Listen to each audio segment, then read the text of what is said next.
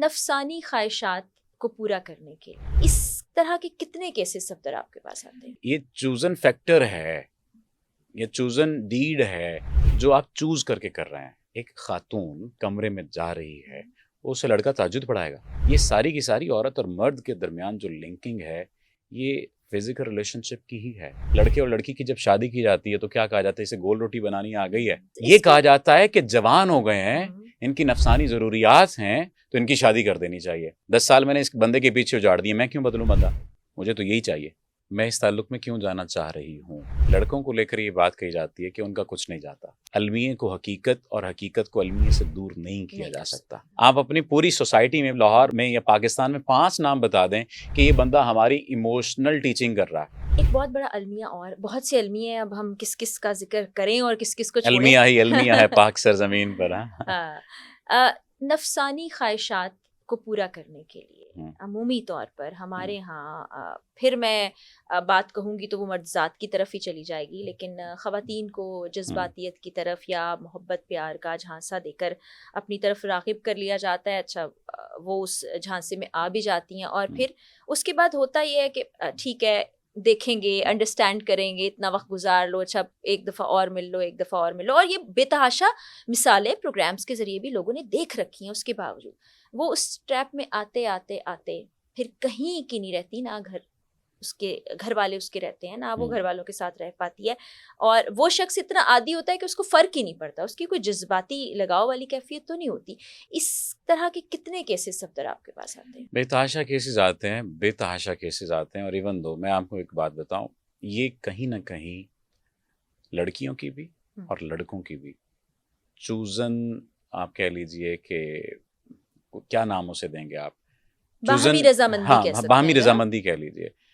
ये chosen factor है, ये चूजन डीड है जो आप चूज करके कर रहे हैं। एक खातून कमरे में जा रही है, उसे लड़का ताज्जुद पढ़ाएगा, इमामत करवाएगा, उससे बात कर रही है और उससे पूछ रहा है वो खाना खाया, पानी पिया, तवज्जो दे रहा है। माँ से कभी उसने पूछा तवज्जो इतनी दी? अम्मी आपने खाना खाया, अम्मी आपने पानी पिया? बहन से कभी उसने पूछा है?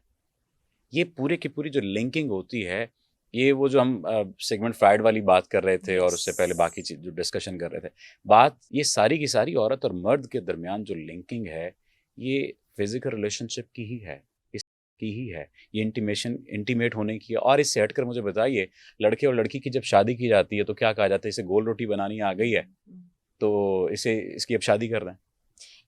ये कहा जाता है कि जवान हो गए हैं, इनकी नफसानी ज़रूरियात हैं, तो इनकी शादी कर देनी चाहिए।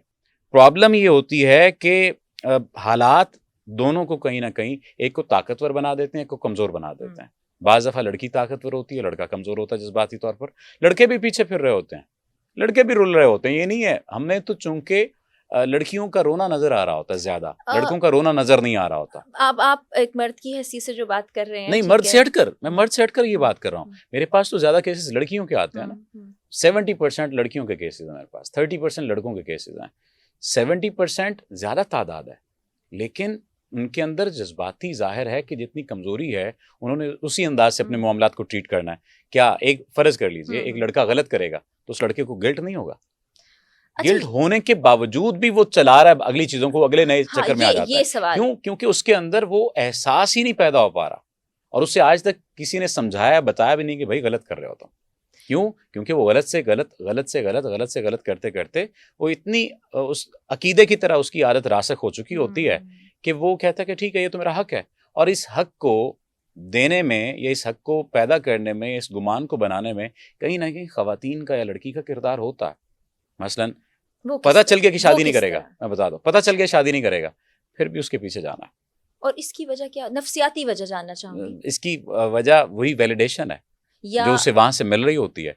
फिर दूसरा एक वो संक कास्ट फालसी, उसे ट्रॉमा बॉन्डिंग भी, बहुत सारी जितनी भी वजूहत आप कह लीजिए। संक कास्ट फालसी, कुछ मैं लफ्ज आगे पीछे कर रहा हूँ, जिसका मतलब ये है कि आप किसी ऐसी चीज के पीछे, किसी ऐसे शख्स के पीछे जुड़े रहते हैं जो आपको पता तो होता है कि ये नहीं मिलेगा, लेकिन आप इसलिए जुड़े रहते हैं कि इसके ऊपर टाइम इन्वेस्ट किया है, इसके ऊपर पैसा इन्वेस्ट किया, इसके ऊपर इमोशंस इन्वेस्ट किया। मसलन 10 साल लगा दिया मैं से, हाँ 10 साल मैंने इस बंदे के पीछे उजाड़ दिए, मैं क्यों बदलूं बंदा, मुझे तो यही चाहिए।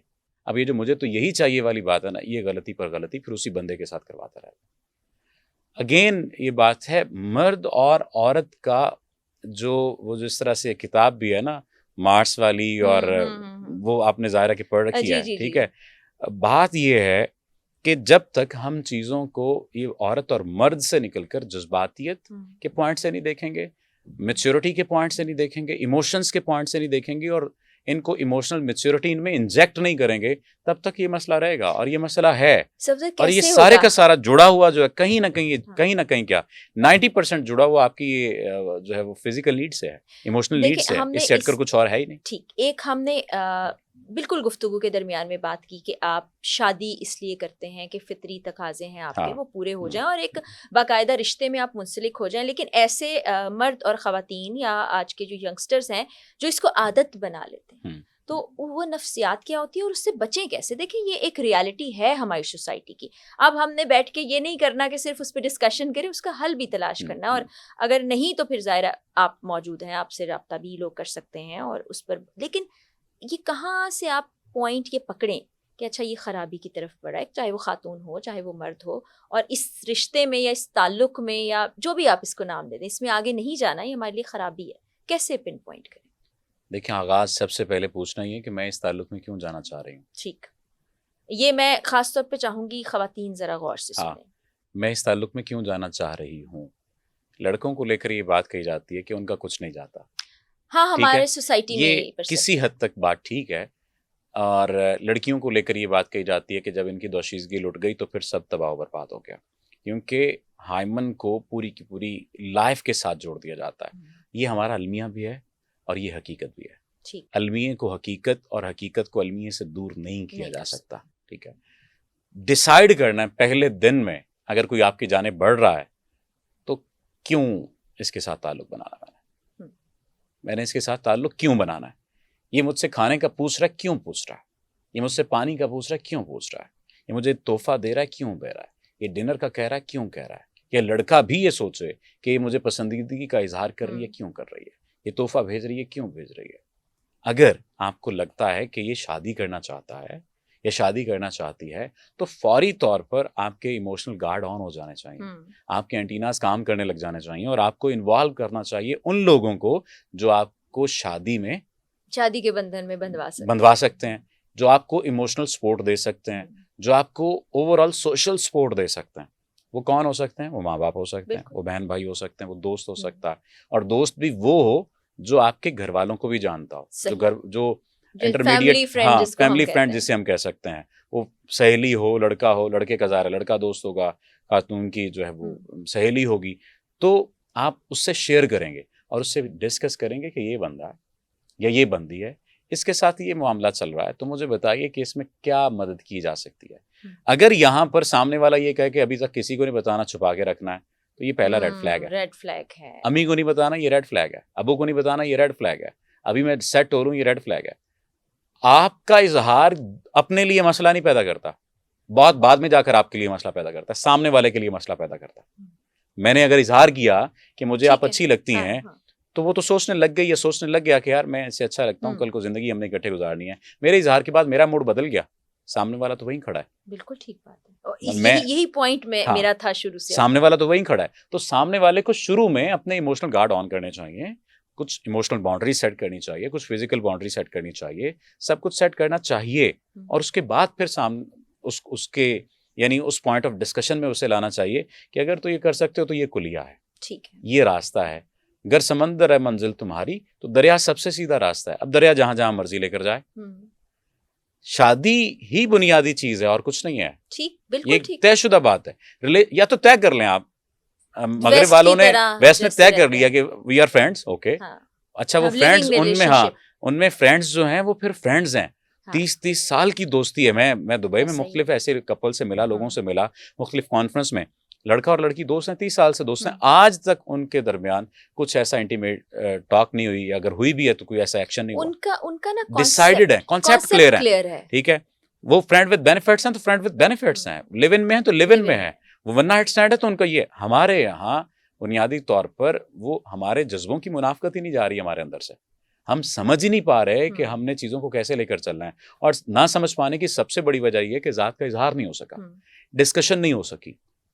हमारे यहाँ कैफ़ेज़ जो हैं या जो भी जगहें हैं, आप देख लीजिए लाइब्रेरी में कितनी कॉन्फ्रेंसेज़ हो रही होती हैं या डिस्कशन कितनी हो रही होती हैं, पैनल डिस्कशन Yes. कितनी हो रही होती है, आपको इमोशनली कितना टीच किया जा रहा होता है।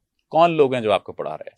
मुझे कोई कोई भी 5 नहीं नाम है, बता दें, कोई भी नहीं है। आप अपनी पूरी सोसाइटी में, लाहौर में या पाकिस्तान में 5 नाम बता दें कि ये बंदा हमारी इमोशनल टीचिंग कर रहा है। कोई या भी इस नहीं बंदे ने है। एक इमोशनली हमें जो है ना वो बड़ा बनाने की या रवैयों को समझाने की हाँ, कोशिश की जो है। जिस चीज़ की हम बात कर रहे हैं वो इमोशनल इंटेलिजेंस है यस, जिसकी हमारे यहाँ कमी। अच्छा, अब ये सिनेरियो क्लियर हो गया कि जो शख्स आपके साथ ज़िंदगी गुजारना चाहता है वो सीधा रास्ता इख्तियार करेगा, आएँ-बाएँ-शाएँ नहीं आपको भी करेगा। करना पड़ेगा, जी, आपको भी जी। डिले नहीं करना। अब हम ये सोच रहे हैं ना हाँ, कि एक फ़र्द था वो सीरियस था, हाँ, दूसरा नहीं था, तो आपने उसको हाँ, चेक करना है कि वो है, यस, और हाँ। अगर वो आएँ-बाएँ-शाएँ कर रहा है तो वो रेड फ्लैग। अच्छा, उसके बाद सिचुएशन ये हो गई, वो रेड फ्लैग था, उसको आपने छोड़ दिया, आपने रोना-धोना किया, आपके पास ऐसे बहुत केसेज़ आते हैं, आई नो दैट।